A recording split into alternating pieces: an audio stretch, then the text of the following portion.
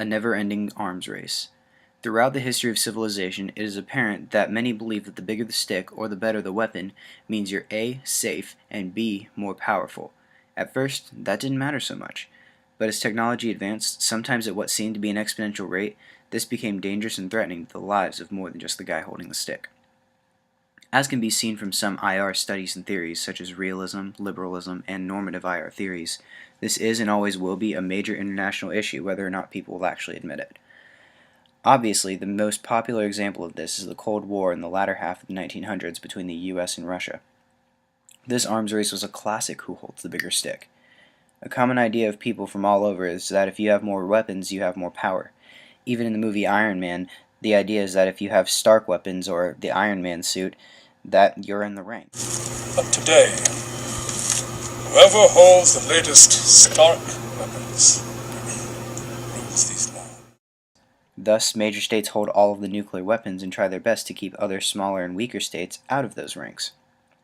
With some states, the reason there isn't a war is actually because of those arms rankings. This can even be seen today how states just aren't equipped to stage a war, otherwise some of them would. Now to get into solutions towards fixing this issue.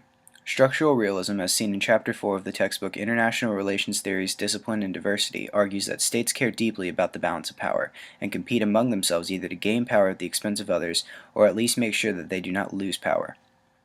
All in all, some people really believe that. Peace means having a bigger stick than the other guy. However, it's not so easy to just take everyone's weapons and put them in a pile, declaring that no one needs them anymore. Firstly, it would mean that everyone's defenseless from each other.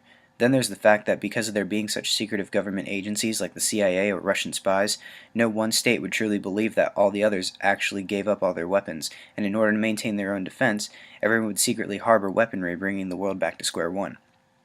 Seems like a never-ending cycle that keeps getting worse and worse the more the wheel turns, but solutions could be brought up in order to fix such an issue. Moving back to structural realism, it's important to know that what stands behind this never-ending strive for power is the maintenance of the balance of power. As tried in the past and as has been proposed, edited, and rewritten several times, a unitary government really needs to be established in the world.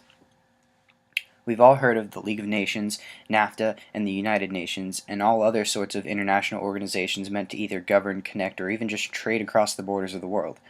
But when it comes down to the arms and power marathon that everyone in the world is trying to finish first, one's got to ask, is this really a race, or should we be helping one another to survive? Maybe that's a little normative when breaking it down into ethics like that, but it does bring on the idea that if a structured, organized, run by the people government can run a state, then the same should be possible for all states amongst the world. Just like the advancement of technology mentioned earlier, that escalated a little quickly, but it's the true solution to this dangerous quote-unquote Cold War that the whole world is taking part in. Now, the proposed solution is not to control money or to have one person be president of the world, but to use some sort of collaborative force that unifies all the nations. A fresh start would be to have several elective officials, for example's sake, we'll just say 10 from each state that are elected by the state they represent, and from all the states' representatives, they would elect unbiased judges that would make decisions, much like that of America's own Supreme Court, except on a much larger scale. Then, to reduce such heavy military, it would then be necessary to split the military force's soldiers and convince them, the masses, that the world needs to have a government to keep the world in check.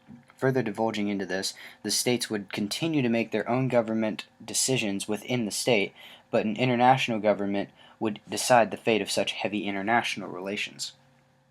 Unfortunately, cooperation between states is as big of an issue as the arms race in itself, because of everyone's trust issues, and although it seems a little too petty to be true, in its simplest form, that's what it all comes down to. However, there is one thing that pretty much all IR theorists believe about the world. No one theory can solve the world's problems, so although this may seem to be a one-stop shop on solutions, it's actually just one of many. Today, it seems that everyone is pushing for more and more military expansion, as can be seen by websites such as globalissues.org, huffingtonpost.com, and newyorktimes.com. But the step that everyone needs to take, the last step of the marathon to pass the finish line, seems to only exist if everyone takes the last step together.